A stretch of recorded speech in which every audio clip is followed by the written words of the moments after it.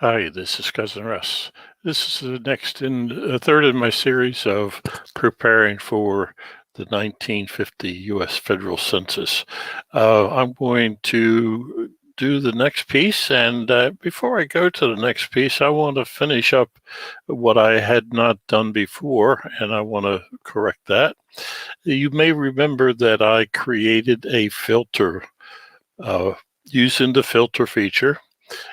And I had, if I click on filter, I had included anybody whose death was before 1949, anybody whose birth is after 1950, anyone who does not have a residence fact, anyone who does not have an address, and the one that I added toward the end of the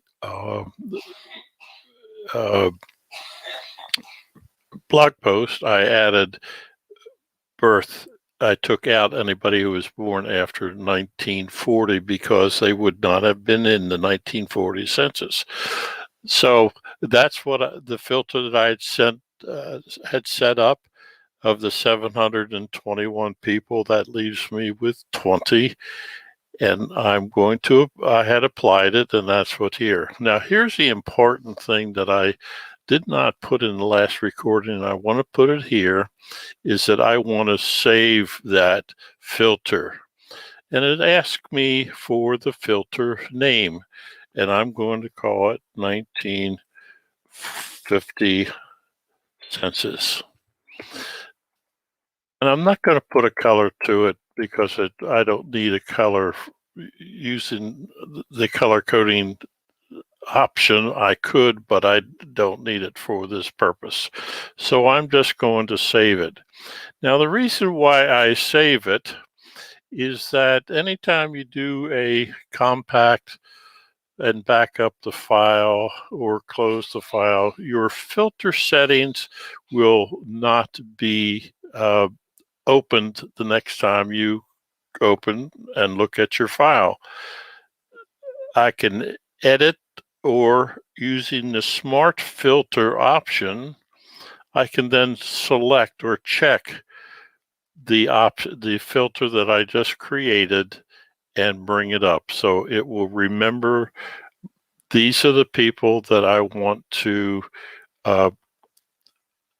do the review of the profiles.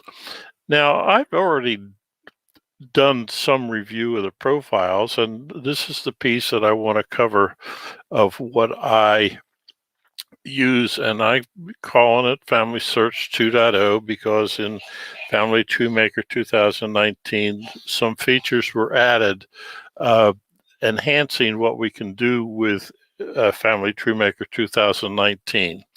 One is to do a match of anyone in your database to the FamilySearch database.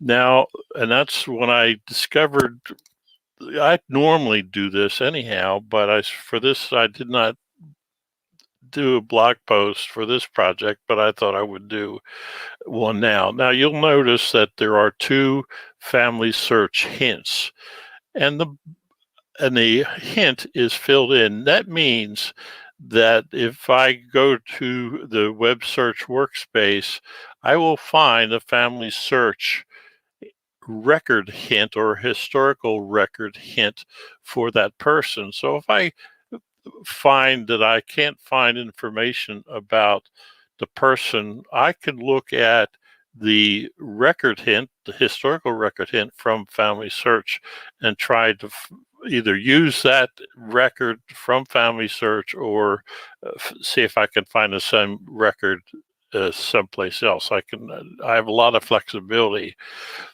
But right now, I have no hints showing from FamilySearch. So what I want to demonstrate now is I'm going to get rid of all of my my filter. I cleared the filter, and now you can see that I have some, let's see where they are. There's some over here, and I'm going to scroll down because sometimes it takes a while for those hints to come in, and I'll go back up to the top, and there we go. There's one. So this is a FamilySearch hint. There's a blue box that's hollow, and I click on that link, and it takes me to the web search workspace. And this is what is being proposed to me, that this is a match. Now, what I do in the match is that I look at the dates and relationships, and I see in the relationships, I see these two people over here as the parent. So this is the child, and it looks like I may not have the complete correct name, but that's okay. I'm not going to use it.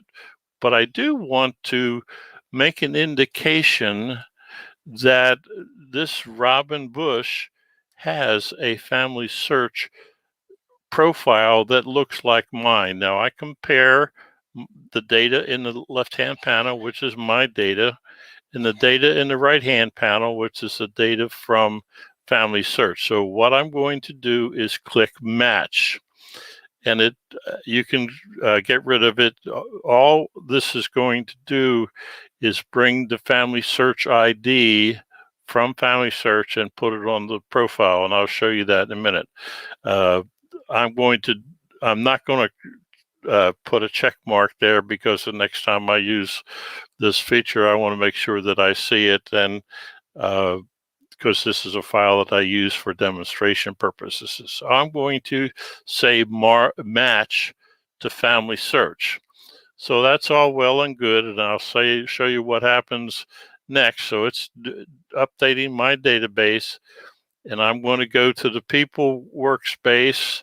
You'll see that the blue box is gone, but I'm going to go to the person tab, because what I want to do is in the research notes, I'm going to put a research log entry 2021, and all I'm going to put in here, FamilySearch match. Now I'm going to do this for a number of people in my file, so I'm going to highlight that and hit Control-C. And you'll see what happened here is it added that FamilySearch ID.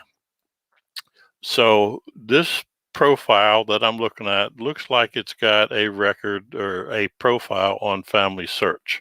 That's all I'm going to do is make the match.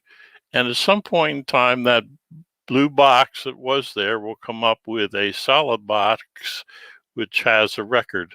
So I'm going to just scroll down a couple more and do one more, just in case I find it. You can see that I've already done a bunch of them. And sometimes it takes a while for it to filter in. There's another record that I've matched, so that's a historical record that I can go look at. There's a couple more. There we go. Let me look at this next one. Now I'm going to show you this before. So you do not see the FamilySearch ID up here at all. So, but I'm going to click on that blue box, and it comes over to the web search workspace, and I review the name. Looks like it's the right parents and the right spouse. I'm not going to use the data from FamilySearch yet. All I want to do is mark it as a match, and I come back over here and I do what I did before and I paste in the research log. So what two things that I put in this video. One is the reminder to save the filter, so the next time you open it up, it shows it will bring up that remembered smart filter.